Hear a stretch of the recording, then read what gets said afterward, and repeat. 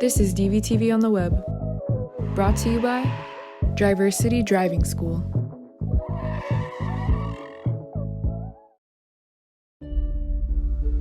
In some class in 7th or 8th grade, my eccentric English teacher gave me a poem to read called A Poison Tree. And it went like this. I was angry with my friend. I told my wrath did end. I was angry with my foe. I told it not, my wrath did grow. And I watered it in fears, night and morning with my tears, and I sunned it with smiles, and with soft, deceitful wiles. And it grew both day and night, till it bore an apple bright. And my foe beheld it shine, and he knew that it was mine. And into my garden stole, when the night had veiled the pole, and the morning glad I see my foe outstretched beneath the tree. I never understood what the poem meant. It wasn't until one day in fall that I came to understand the dark, poisonous warning it held. Chapter 1. The Dawn. I had run this trail for years. It was a place I went to be alone.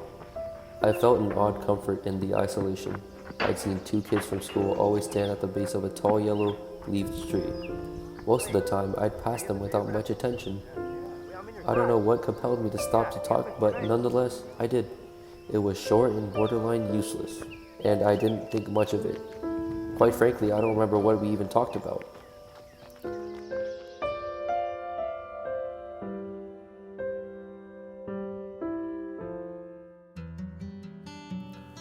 Chapter 2. The Evergreen. As I ran away, I felt a little light spark inside my chest. Was it excitement for a new friendship? I doubt it. I put it to rest. I enjoyed being alone anyways. But one day, the two kids were at the bottom of a dried up lake building some kind of fort. I decided to help them, but that was the extent of my investment, or so I thought.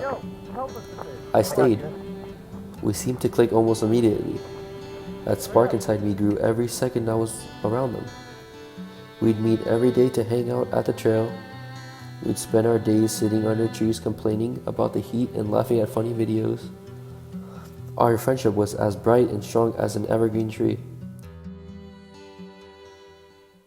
Chapter 3. The Dusk.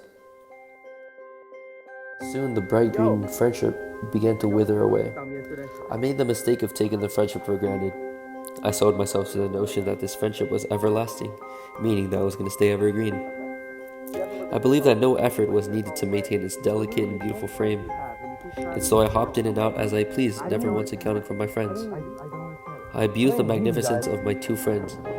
They were there when I was shining like a star, and stuck with me when I flickered like a dying flame.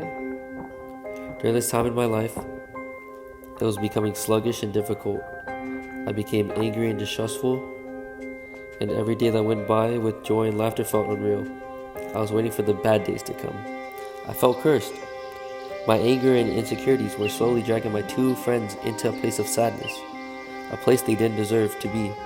I tried to think of the days of laughter and joy under the tall yellow-leaf tree, or the days spent running around in the dried lake.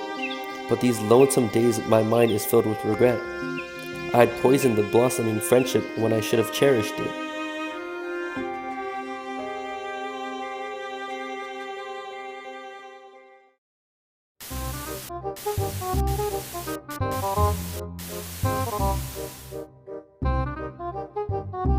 Thank you for watching this Group 1 production.